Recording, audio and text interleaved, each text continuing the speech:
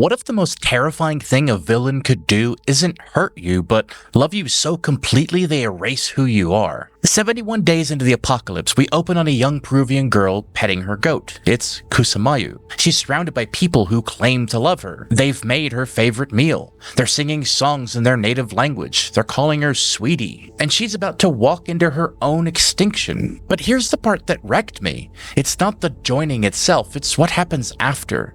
When the ceremony ends and the singing stops, when the mask drops, Kusamayu opens the pen and her goat comes running out. The little black and white baby goat that she was just cradling minutes ago. It runs to her, desperate and crying, and she doesn't even look at it. She walks away, smiling. This is the season 1 finale of Pluribus, and the show's writers just pulled off something I genuinely didn't see coming. Not because it's shocking, we predicted Kusamayu would turn, and not because it's clever either, though it absolutely is, but because this episode asks you to sit with a question so uncomfortable you want to look away. If something loves you enough to erase who you are for your own happiness, is that really love? Or is that murder with a smile? The Hive told us they can't lie. They told us they value all life equally. They told us they would never hurt anyone. And in this episode, they keep every single one of those promises, while doing something so fundamentally horrifying that by the end, you're left wondering if honesty makes it better or infinitely worse. The lie isn't coming from the Hive. The lie is what we've been telling ourselves about what the Hive represents.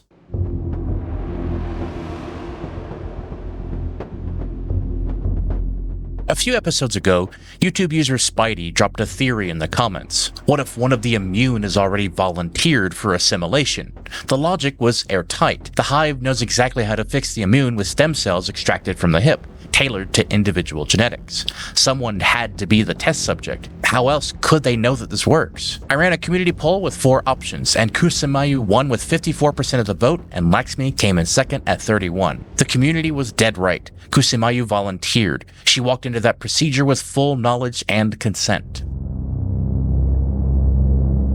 So we open on that same infinite blue sky with an airplane crossing the screen. The show's visual language has been consistent. Blue skies mean hope, mean progress. They mean the Hive's inexorable forward march. And we're moving forward in time significantly. It's been 71 days since the joining. And this is the first thing we hear.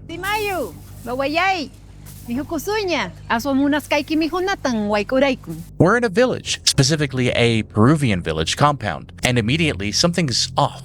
Not wrong, but calculated. Hive members are speaking to Kusamayu with reverence, preparing her favorite meals, engaging in what looks like genuine community life.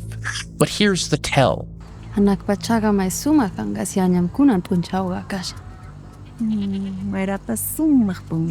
They're speaking to each other out loud in front of her. Why would a telepathic collective need to verbally communicate? They don't. We already know from episode 8 that their communication is unconscious, like breathing. We already know they're silent in nearly every episode unless they're talking to one of the immune.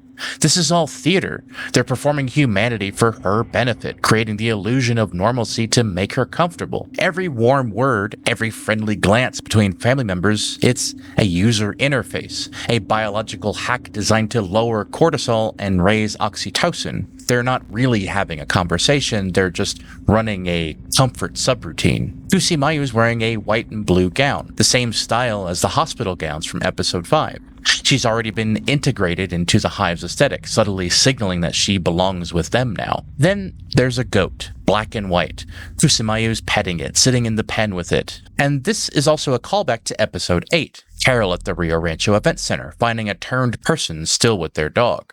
The dog was black and white too, and it wanted to stay with its owner. The Hive doesn't harm animals. Animals can't consent, so animals are left alone.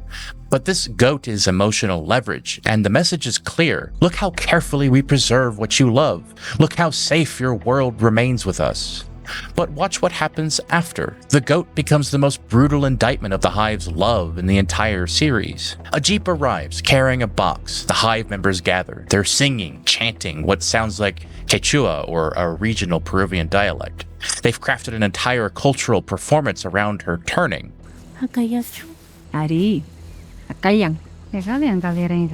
This isn't manipulation in the traditional sense. Kusamayu is making a conscious choice, and that's what makes it so unbearable. Nununggacho. Manam kusimayo. Mana chikanya dapas. And here's the thing, they're not lying to her. The Hive genuinely doesn't see this as hurting her. In their framework, they're liberating her, upgrading her. They're giving her access to a form of consciousness so expansive and ecstatic that staying human would be the real cruelty. They open the cylinder and a smoky substance, the distilled essence of the joining virus, tailored to her specific genetics, rises up. It seems almost alive. The moment Kusumayo inhales the vapor and her body seizes, the performance ends.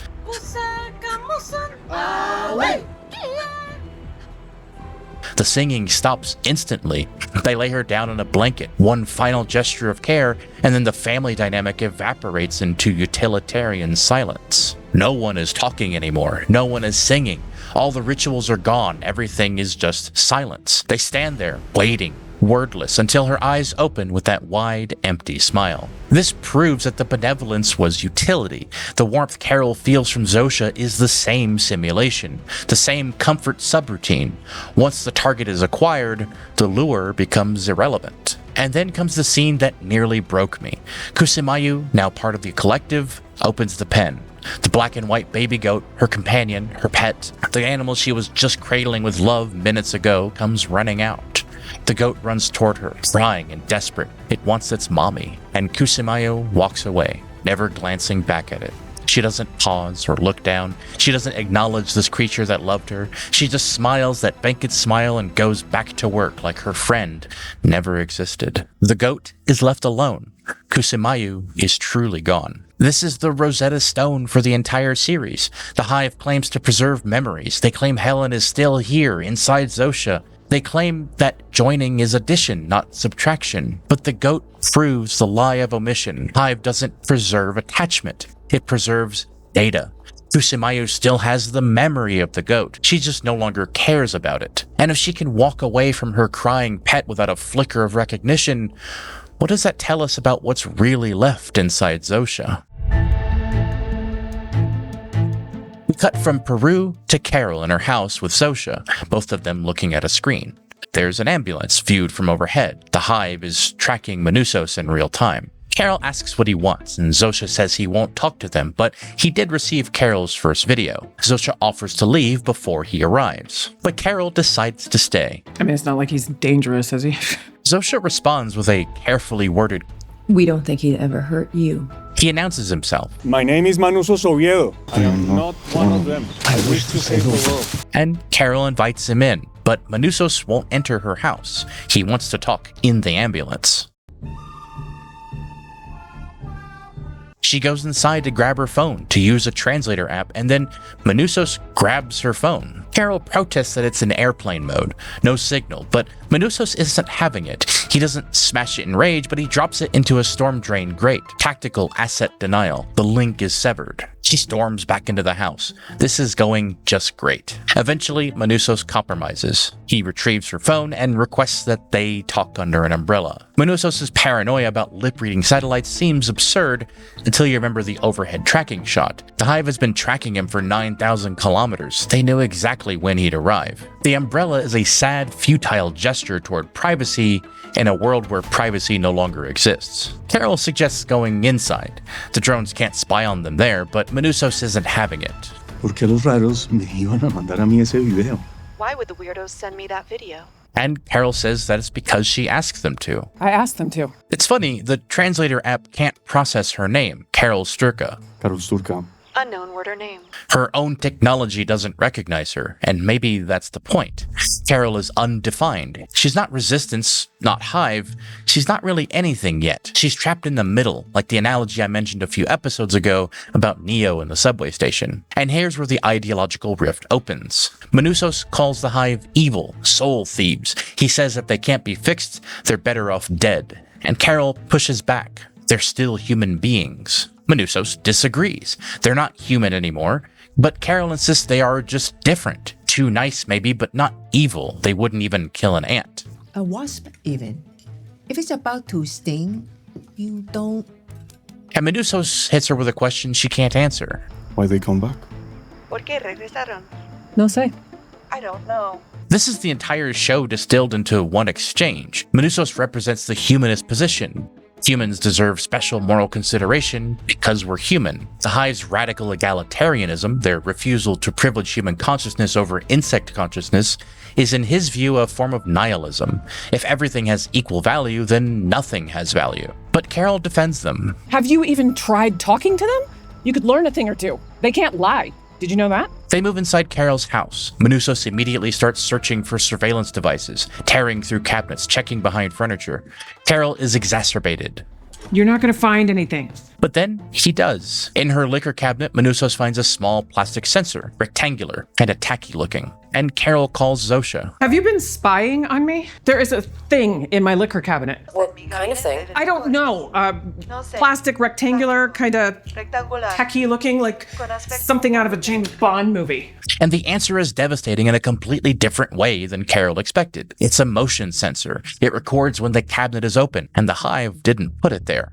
Helen did. Back in May of 2011, when Carol was freezing her eggs, Helen was monitoring Carol's drinking. The woman Carol loved was spying on her, and now the Hive has access to that data too. All of Helen's memories, including her suspicions about Carol's relationship with alcohol. Carol sets Minusos up in a nearby empty house for the night. As Carol gives Minusos the tour, pay attention to the lamps. There are 3 distinct egg-shaped lamps visible in the house, smooth and round. They look almost exactly like the small dots from the show's intro sequence. It's a subtle visual echo, connecting this ordinary suburban space to this cosmic imagery that opens every episode. Eggs, of course, will become devastatingly relevant before the episode ends. The production design throughout this house is doing the heavy lifting. On the walls, 2 vintage magician posters, an Alexander Crystal Seer Knows All Sees All advertisement, and a Thurston the Great poster, the famous early 20th century illusionist who billed himself as the wonder show of the universe. The thematic relevance is impossible to miss. The Hive knows all, sees all. They are the greatest illusionists on Earth, making 8 billion people believe they're happy while erasing everything that made them human. Minusos is sleeping in a dead family's house, surrounded by their possessions, under the watchful eyes of posters advertising exactly what the Hive has become, all-knowing, all-seeing masters of deception. But Minusos isn't satisfied with this arrangement. This is not your house. And Carol's patience is gone. Oh, so that big yellow thing parked outside is your ambulancia? Carol falls asleep, the vodka doing its work. She wakes up to find Zosha in the Wilson house, sitting with Minusos. They've been talking. What did you talk about, Zosha? And Minusos answers in Spanish. Todo. Everything. I know what todo means. Carol is furious. Everything. Minusos asked specific, detailed questions, and the Hive answered every single one. They had to. It's their nature. They cannot lie. Before Zosha leaves at Carol's request, Minusos glances at something on the coffee table.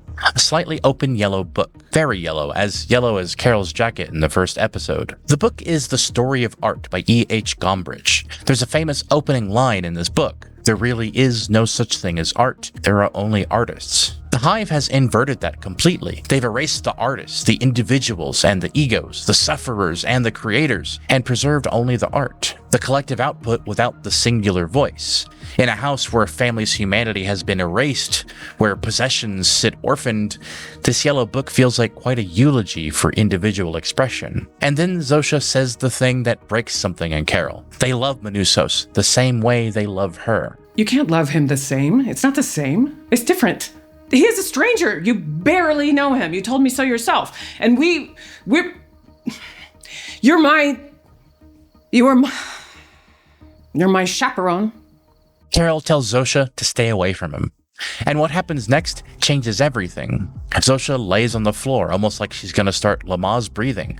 Then the convulsions start, and Carol panics. Minusos requested another, and what Minusos does next transforms him. Remember that Thurston the Great poster framed with Minusos? Look at it closely. It shows Thurston holding a skull, surrounded by spirits and demons, asking, do the spirits come back? It's advertising a seance, a communion with the dead. Minusos is Thurston in this scene. He's performing his own seance. Minusos grabs the radio and tunes it to 8613, the frequency he's been monitoring since episode 5, the electromagnetic bleed-off of the Hive's collective consciousness. Normally, it produces a clear, rhythmic beat pattern, the psychic glue of 8 billion synchronized minds. But now, the sound is garbled, wobbly like a theremin losing its signal. Whatever is happening to the Hive, this shutdown state we've seen a few times now, it can be heard on that frequency. The collective is destabilized. And Manusos leans in close to Rick's face, the radio crackling with eerie, otherworldly sounds, whispering like a man trying to summon a spirit back from the void. The whole thing looks almost religious, like an exorcism or a resurrection attempt. Manusos screaming into Rick's face, the creepy radio sounds swirling around them, that poster of Thurston and his spirits looming in the background. He's trying to pull Rick out of the Hive by sheer force of will, to call the dead back to life. Rick, you can... Back away. Now. The gun we've been waiting to see go off for 4 episodes finally does. Fortunately, only some drywall is injured. The phone rings. Laxmi again, another immune. You made everyone cry, and you gave your chaperone a heart attack. What is wrong with you? Screw you too, Lakshmi. They've had this conversation before. But then the apologies start. Hive asking where Manusos is, assuring Carol he warned them before he did what he did. They're sorry that it came to this. And that detail, that he warned us first, it's significant. Back under the umbrella, Manusos said the Hive members weren't human anymore, but now he warned them, gave them a chance to lay down before his experiment. That's not how you treat things you consider non-human. Somewhere in that conversation with Zosha, in those hours of questions and answers, Manusos learned something. He still wants to fix them, but he started to see them as people worth saving rather than just nodes to be destroyed. And then comes the Exodus, the same pattern from episode 5. The Hive won't fight, so they flee. They're evacuating Albuquerque for the 2nd time, the entire city emptying out. Manusos sees this as victory. He's convinced that there's a way to put things back in their place. Ahora tocó trabajar. Now the work begins. Carol Sturka. Unknown word or name. Carol Sturka, ¿quiere salvar el mundo o quiere salvar a su chica? Unknown word or name. Do you want to save the world or get the girl? And Carol doesn't answer. She gets in the car and drives away to follow Zosha. What follows is a montage spanning multiple locations over about 2 weeks. Carol and Zosha swimming, walking on a beach, laughing in a bathtub. The charm offensive is at its most seductive. This isn't Carol being held captive. She's choosing to do this. She's choosing Zosha. She's choosing to feel good for once in her life. There's a shot of Carol by the pool reading a book. It's The Left Hand of Darkness by Ursula K. Le Guin. For those unfamiliar, Le Guin's novel is about an envoy from a galactic confederation visiting an alien world where the inhabitants have no fixed gender. They can become male or female. The book is steeped in Taoist philosophy, exploring how opposites define and complete each other. The title comes from the Gathenian proverb, light is the left hand of darkness, and darkness is the right hand of light. The two are one, life and death lying together. The themes align almost perfectly with Pluribus, identity transformation, an outsider trying to understand an alien way of being, the question about whether connection is possible across fundamentally different forms of consciousness. And at its core, the idea that light and darkness aren't opposites, they're two aspects of the same whole. They exit a cable car and walk through the snow. Look at the equipment. There's a pair of ski boots with the brand name clearly visible. Atomic. Not subtle, but very relevant. The show is preparing us for what's coming. They enter a building with huge glass windows. This is the one and only Moonlight Basin Resort in Big Sky, Montana. And there's a Montana book visible on the table. The one and only Moonlight Basin location is loaded with meaning. One and only E pluribus unum, from many one. Moonlight connects to the Amaranth and Slipsand prophecy from Carol's books, the twin moons, the void where consciousness disappears. The resort is a temple to the Hive's theology. Carol sits with her feet up by an open fire, finally at peace, isolated, pampered, contained in a frozen wilderness, a luxury pantopticon at the edge of the world. And then Carol asks about the original Zosha, the woman who existed before the joining. Did she have someone, a partner, a life? The answer is yes, and no, they're not in there with her now. That person is simply gone. This leads Carol to an uncomfortable admission. She doesn't know how to just feel good. All these happy chemicals are flooding her system, the serotonin and dopamine and the oxytocin, but she keeps waiting for the other shoe to drop. Zosha assures her that it only gets better, and that's when Carol's guard snaps back up. You're not talking about the joining, are you? Better? Better means only one thing coming from the Hive. She runs through the logic she's been clinging to for weeks. The Hive needs her stem cells to convert her. Stem cells require a painful extraction from her hip. and that extraction requires her consent, because without consent, it's torture, and the Hive's entire network would feel it. Therefore, as long as Carol refuses, she's untouchable. But Zosha's response isn't, "That's right," it's, "That would be correct." That would be correct. Carol catches the conditional immediately. Would be. There's another way, and because the Hive can't lie, Zosha's silence confirms it. Her frozen eggs, the ones she stored with Helen back in 2011, the same year Helen was secretly monitoring her drinking. The Hive has them, and they're working on converting those eggs into induced pluripotent stem cells. It's delicate work, Zosha admits, fragile but possible. Here's the biological legalism at play. The Hive's constraint is pain, not permission. Extracting cells from Carol's living hip causes pain. Extracting cells from frozen eggs causes no pain. There's no nervous system to register. The eggs are abandoned hardware in their framework. By processing genetic material that can't suffer, they're technically adhering to their pacifist code while bypassing Carol's consent entirely. And the timeline is 1 to 3 months. Watch the cinematography here. Before the revelation, Carol is framed on the right side of the screen, the camera fixed to her right during the over-the-shoulder conversation shots. After she figures out the egg situation, the camera inverts. She shifts to the left. Light is on the left hand of darkness, and darkness is on the right hand of light. The show is repositioning Carol from light to shadow, from right to left, as her world collapses. The Charm Offensive was never a negotiation. It was an incubation period. They kept her calm, kept her comfortable, and kept her distracted with beach vacations and fireside chats while the lab work progressed in the background. Zosha tries to frame this as a gift. She mentions Kusumayu, the girl from the cold open, and how happy she is now. Carol can talk to her directly if she wants proof. But Carol doesn't want proof. She wants out. Please understand, we have to do this because we love you. Because I love you. And there it is, the entire thesis of the show spoken out loud. The Hive's love isn't a lie, it's just operating from a framework where love means erasing your autonomy for your own transcendence.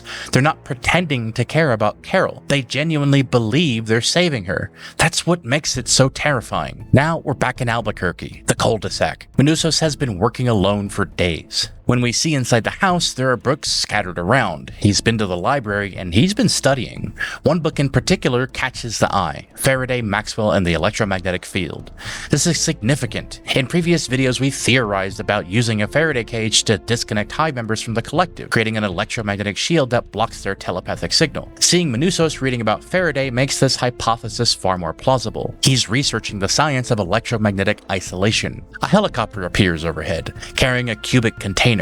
It drops the box in the cul-de-sac, then lands. Carol steps out, and Zosha is piloting. She lifts off again immediately, leaving Carol behind with Minusos. Carol is now dressed in all black. In Le Guin's framework, the left hand of darkness is light. The two are inseparable, but Carol's transformation feels more like an embrace of the shadow side. She's moving from the person who defended the Hive to Minusos, they're still human beings, to something harder, something willing to consider an atom bomb. Carol looks at him and looks at the box. Here's the thing about Vince Gilligan. He doesn't show you a weapon unless it's going to go off at some point. In Breaking Bad in Season 5, Walt had an M60 machine gun, and it went off several episodes later. A few episodes ago, Carol asked for a grenade, and it went off that same episode. Then, of course, there's the gun. We saw the gun from a few episodes that she got from the police car, and it went off this episode. And now we have Chekhov's atom bomb.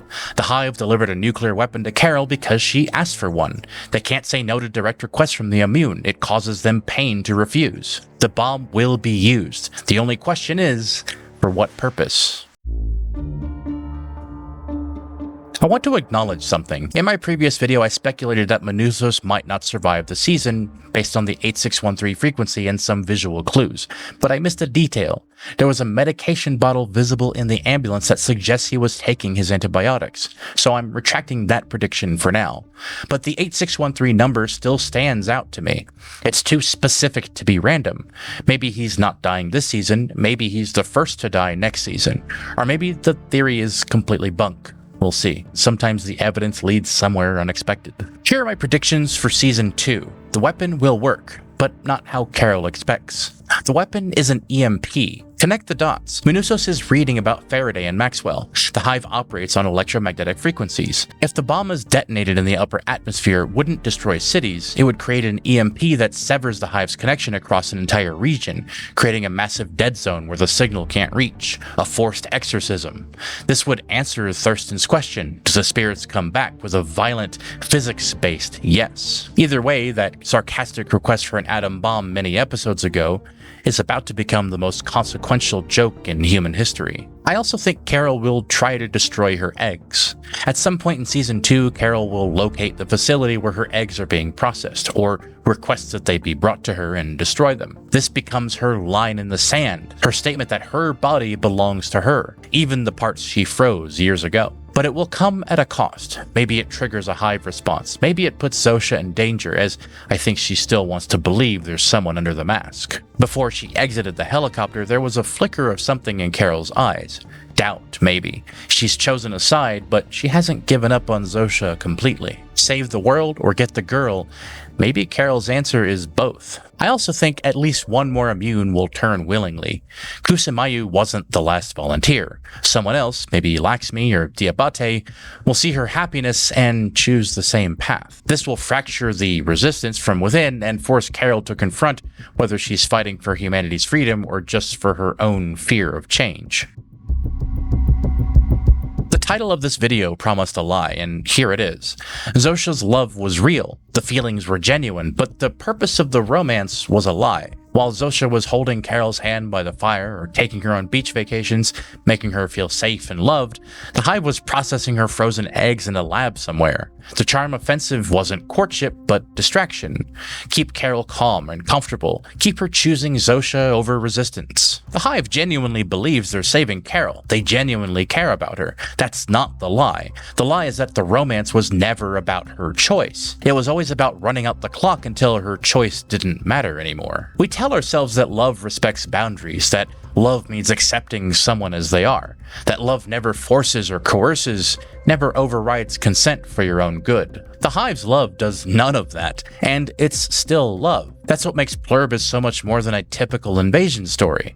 Season 1 ends with Carol making a choice. Not the choice to resist, not the choice to accept, but the choice to fight back, to build something that might destroy the Hive entirely. Is that heroism or suicide? Is it defiance, or is it exactly what they wanted? Season 2 will answer that question, and I have a feeling we won't like what we hear. If you've made it this far, you're clearly as obsessed with this show as I am. Drop a comment with your theories. Is the atom bomb a weapon or an ignition key? Will Carol destroy the Hive or accidentally complete their transmission? And a massive shout out to Spidey for the volunteer theory, and Hallie Refined for the cave theory, and everyone in the community who's been workshopping these ideas in the comments. You are all co-investigators. Subscribe if you haven't already, and I think season 2 is going to be a philosophical bloodbath, and I'll be breaking down every frame around a year or two from now. Oh god, we have to wait that long? And if you want to see more theory videos like this, consider becoming a channel member. Members get early access to new breakdowns, and every new video helps me get closer to doing this full time. Thanks for watching, stay human, and don't drink the milk. Or do. I guess that's kind of the whole point of the show. You get to pick. And speaking of crazy genetic manipulation, click on this video to see my Jurassic Park theory where I prove that John Hammond is a massive con artist. You don't want to miss that one.